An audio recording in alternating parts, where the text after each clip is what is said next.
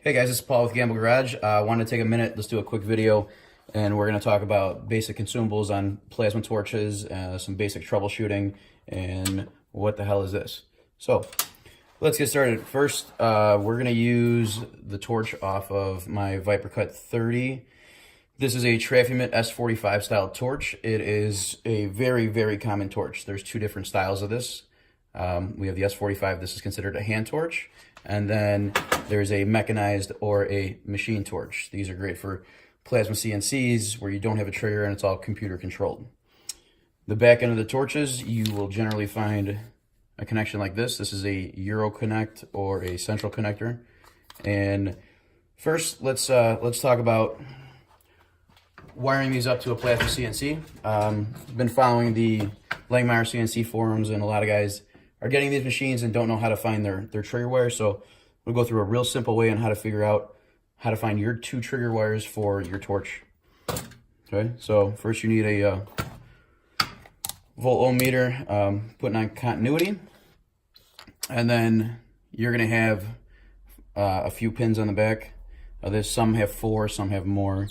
So you'll grab 2 of them, and it should have continuity when you squeeze the trigger, and it does. So that these are my 2 trigger wires. So I would basically wire the wire from these 2 pins into my relay box to fire my CNC plasma. Polarity does not matter. It's a simple on-off circuit. Okay, so the torch itself. Some of the basics: your torch body, your torch head is up here, your trigger, and then the business end is over here. So this black piece is called either everybody calls it something different. It's either a gas nozzle, a gas diffuser, a black safety cap. Everybody's got different names for it.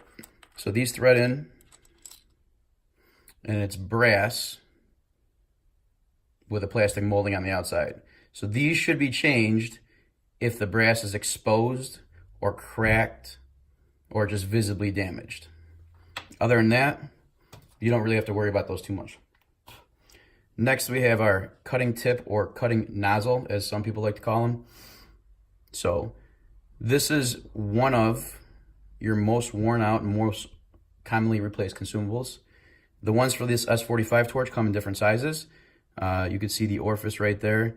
There is a 0.6, which is good for about 20 amps, a 0.8, which is good for 30 amps, a 0.9, which is good for up to 40 amps, and then beyond that, there's a 1.0 and a 1.1. However, to use those bigger sizes, you have to have a matching electrode. So you replace these when that hole starts to get damaged or oblong or just out of round, because then your arc is going to shoot to one side or the other.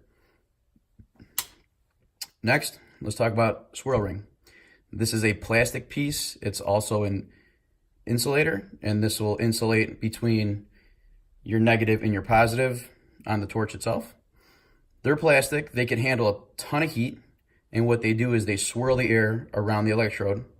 If you do not have this in there and you key the trigger, your torch will blow air. It will not fire.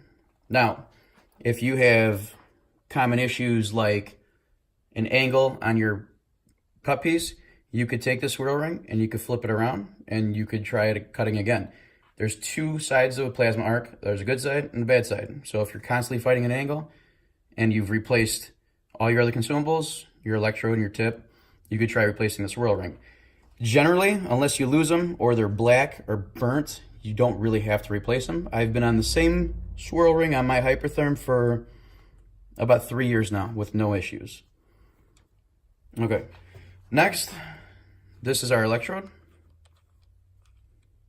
This is also commonly replaced with the cutting tip or the cutting nozzle.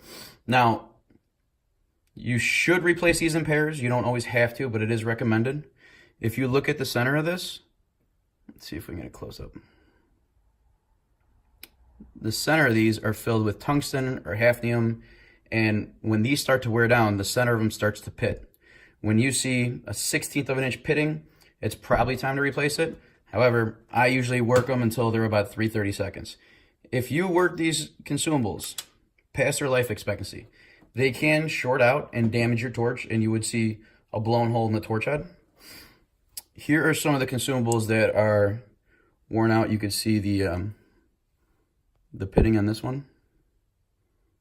If we can zoom in here.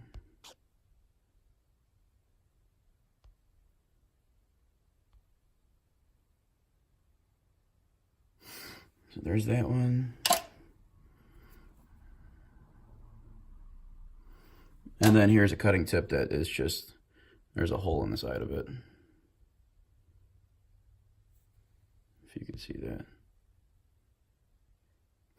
Okay. All right. So generally, let's get back in focus here. Your electrodes will thread in to the torch head. Do not do this when they're hot because they do have a tendency to break. You'll thread these in by hand until it stops. Then this that you've always probably wondered what it is, this is a wrench.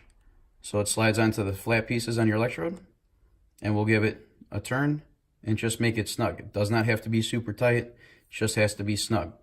If this electrode is a hair loose, with all the air blowing through it, it will unthread itself. You will see intermittent arcing. Sometimes it'll work, sometimes it won't. So like maybe a 30-second of a turn, just make sure it's a little snug.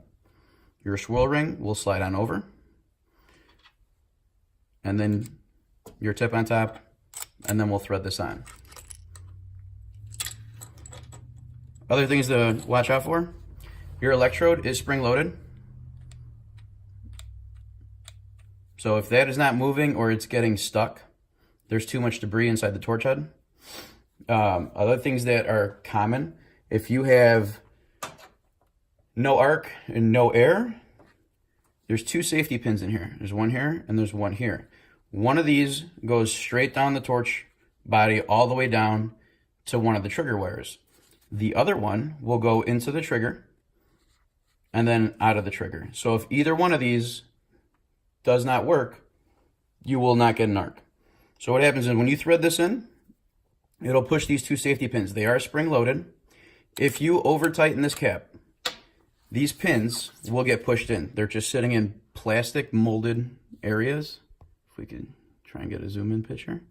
So what you can do is you can grab a pair of needle nose pliers and you could pull them out a little bit. Other things that are common on, say, MIG guns with the same trigger, it is spring loaded. So these could go bad. To replace them, everything's really easy. You got a couple screws right here. It pops apart.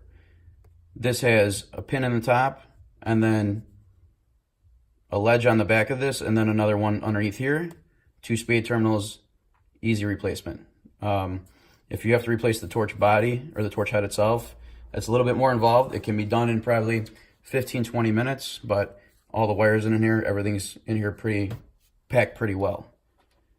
So if you have, like I said, if you were fighting issues with arc starts or angularity issues, your electrode and your cutting nozzle are the first two to be replaced. You should do them in pairs. When you tighten this, that's it, snug. We don't want to over tighten it because we don't want to push those pins in. So that's the general maintenance and replacing of consumables on an S45 torch. I mean, I hope you guys found it informative. If there's anything I missed, let me know. If you want to see more videos on, basic things like this, leave a comment below. And thanks for watching.